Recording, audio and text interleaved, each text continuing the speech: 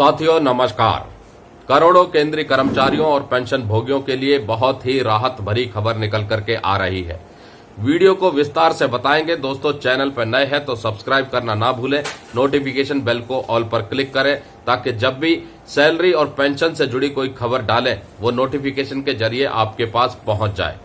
जी हाँ दोस्तों, 8वें वेतन आयोग के गठन को लेकर के अब चर्चाएं तेज होने लग गई हैं और कहीं ना कहीं ये क्लैरिटी निकल करके आने वाली है कि 8वां वेतन आयोग का पोटेंशियल एस्टेब्लिशमेंट के ऊपर कितनी संभावनाएं हैं और कितने दिन के भीतर सरकार 8वें वेतन आयोग का गठन कर सकती है। फाइनेंशियल एक्सप्रेस की रिपोर्ट के अनुसार अगले महीने नेशनल काउंसिल स्टाफ साइड की एक मीटिंग होने वाली है एम्प्लॉयज यूनियन और सर्विस एसोसिएशंस के रेप्स के साथ। इस मीटिंग में 8वें वेतन आयोग के गठन को लेकर के चर्चा होने की पूरी संभावनाएं हैं। रिपोर्ट्स की माने तो 8वें वेतन आयोग के गठन को लेकर के एक क्लैरिटी अगले महीने इस मीटिंग के माध्यम से निकल करके आ सकती है, जिसके बाद उम्मीद की जा सकती है कि सरकार अगले 4 से 5 महीने के भीतर 8वें वेतन आयोग का गठन कर देगी। और काफी लंबे समय से कर्मचारी और पेंशन भोगी यूनियनों की भी मांग है कि केंद्रीय कर्मचारियों और पेंशन भोगियों की सैलरी और पेंशन रिवीजन के लिए सरकार 8वें वेतन आयोग का गठन करे।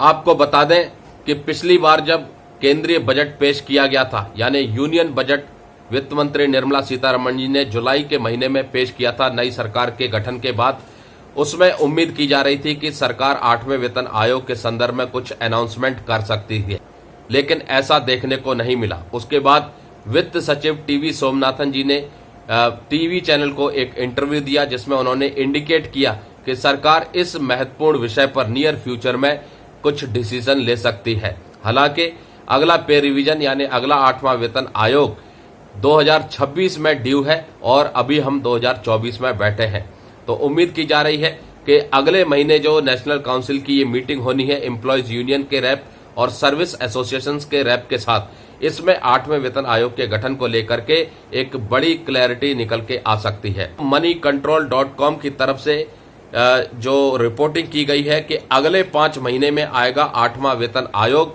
और 18,000 नहीं अब 34,560 रुपए होगी मिनिमम बेसिक सैलरी। इतनी बढ़ जाएगी पेंशन। 1 करोड़ कर्मचारियों के लिए बड़ी खुशखबरी। रिपोर्ट कहती है कि अगले 5 महीनों में देश में 8वां वेतन आयोग आ सकता है। सरकार के हरी झंडी देने पर न्यूनतम बेसिक सैलरी 18,000 रुपए से बढ़कर 34,560 रुपए हो जाएगी। इसके अलावा पेंशनर्स को मिलने वाली न्यूनतम बेसिक पेंशन भी बढ़ जाएगी। साथ ही पूरा सैलरी और पेंशन का स्ट्रक्चर भी बदल जाएगा। केंद्रीय कर्मचारियों और पेंशनर्स के लिए एक राहत की खबर है कि उन्हें जुलाई दिसंबर के पीरियड के लिए महंगाई भत्ता यानी डीए में 3% की बढ़ोतरी दी गई है। इसके बाद डीए बढ़कर के 53% हो गया है। यह बढ़ोतरी 1 जुलाई 2024 से लागू है, जिसका मतलब है कि कर्मचारियों और पेंशनर्स को अक्टूबर की सैलरी के साथ 3 महीने का एरियर भी मिलेगा। यह दिवाली से पहले एक बड़ी राहत के रूप में देखा जा रहा है। तो दोस्तों मिनिमम सैलरी 34,560 रुपए की बात हो रही, यानी कि जो मौजूदा मिनिमम बेसिक पे है 18,000 रुपए, उसके ऊपर फिटमेंट फैक्टर 1.92 लगाया गया तो 34,560 रुपए बैठा। और फिटमेंट फैक्टर ही एक बहुत बड़ा टूल था 7वें वेतन आयोग में बेसिक पे को फिक्स करने के लिए। तो जहां 7वें वेतन आयोग में फिटमेंट फैक्टर 2.57 का इस्तेमाल किया गया था, वहीं अब चर्चा हो रही है कि 8वें वेतन आयोग में फिटमेंट फैक्टर 1.92 इस्तेमाल हो सकता है। और खबरों के मुताबिक जो मिनिमम बेसिक सैलरी है वो 34,560 रुपए हो सकती है। अब सवाल उठता है कि क्या केंद्र सरकार 8वें वेतन आयोग की स्थापना का ऐलान करेगी? करोड़ों सरकारी कर्मचारियों और पेंशनर्स इस सवाल का जवाब जानना चाहते हैं। पिछले कुछ दशकों में सरकार हर 10 साल में नया वेतन आयोग लागू करती आई है, इसलिए इस बार भी इसकी उम्मीदें बढ़ गई हैं।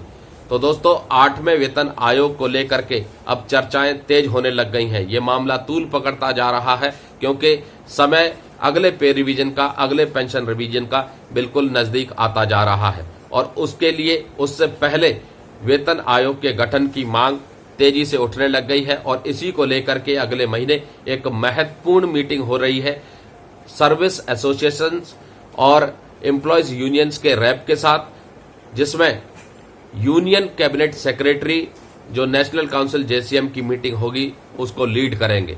अब इस मीटिंग में 8वें वेतन आयोग के गठन के ऊपर क्लैरिटी आने की संभावनाएं है और एम्प्लॉयज यूनियन का मानना भी है कि इस महत्वपूर्ण विषय को हम दोबारा इस मीटिंग में रखेंगे ताकि अगले पे रिवीजन का रास्ता साफ हो, एक क्लैरिटी निकल करके आए।